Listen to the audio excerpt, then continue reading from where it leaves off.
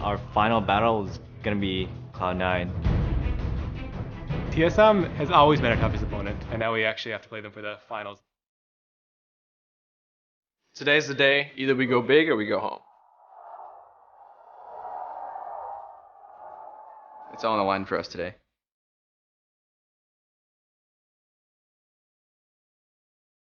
It's going to be like an all-out brawl. Balls in the back line, finding everybody. 3 kills for C9. Make that 4. It's only Quas alive. A quadra kill for Balls.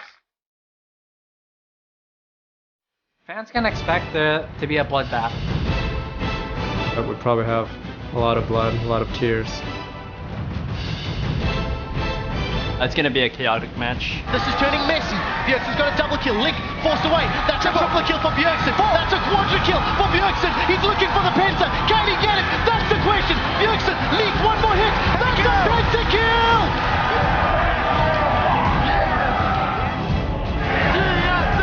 It's just all on us to play our best game.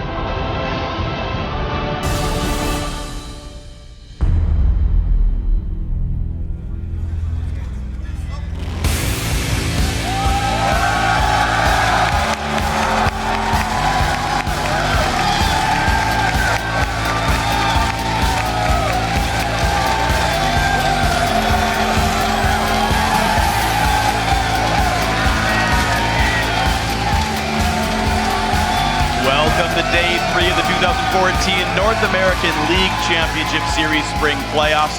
We're coming to you live in front of this amazing audience in our studios here in Los Angeles, California.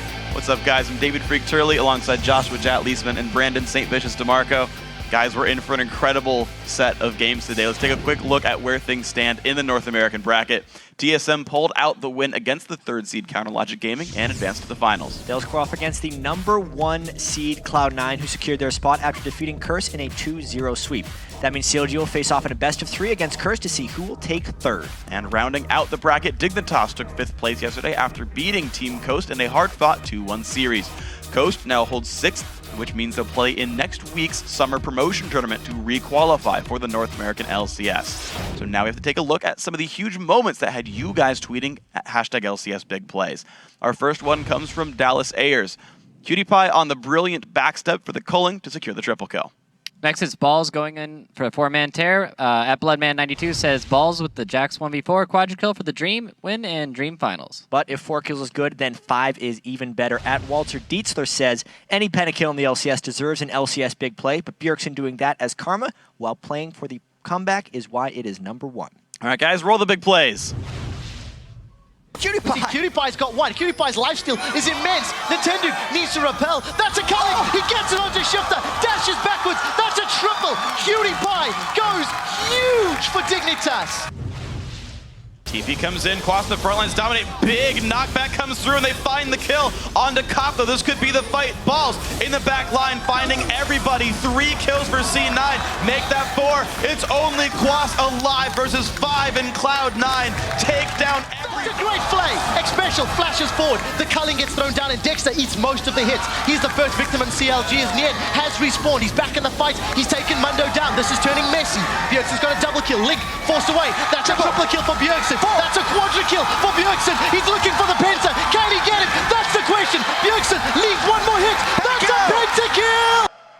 Yeah, what an incredible fight right there. Yeah, it's crazy when those support champions get a little bit of AP. I think he took like 70% of somebody's health with just 1 Q. This is ridiculous. Yeah, he had a little bit of farm after that really slow game. He never died in that whole... And the big thing is he got to the back line, so it worked. Yeah, if anyone's going to do it, why not the MVP Bjergsen? Of course, a great performance there. So, guys, remember to hop on Twitter and share your favorite plays of the day by tweeting at @Level Esports and using the hashtag #LCSBigPlays.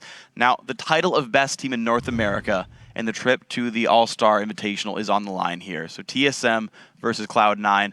I want to start with you guys, right, and talk about this because TSM are 1-10 against C9 in LCS play, regular season playoffs combined there. What's TSM going to have to do to actually pull a win here? Well, that's a pretty ugly record to look at, but I think if TSM can just get Dyrus or Bjergsen rolling like they did yesterday, where they had that real strong solo lane presence, and they can just lane it straight up, and they don't really go into these big 2v1 setups and where they just fast push and rotate around the lanes, then I think TSM definitely has a shot. Yeah, as long as they can manipulate the traditional laning phase that they got in Game 3 against CLG the majority of the time, that's going to be where their victories are found, just because their solo lane strength is so huge. I actually want to press you on that then, because we talk about TSM wanting the conventional 1-1-2 sort of lane setup, but Dyrus is saying, well, you know, Balls is the better top laner than me. Like, why would TSM want these disadvantageous lane matchups? I mean, I think that's true, but I still think it's more of a disadvantage for TSM to play the style they did in Game 1 against CLG, where they're doing the 4v1 push in one lane, not letting Bjergsen roam around to the other lanes and try and make plays. I still think that's their best play, and Dyrus and Balls are still pretty close as far as top lane skill goes. Yeah, I don't think that the skill matches up that badly where it's like, oh, I just can't go against this guy. He's so much better than me. And also once the jungler gets involved, it's going to be pretty close. Okay, so then we'll see how the matches play out throughout the games. We're going to send it over now.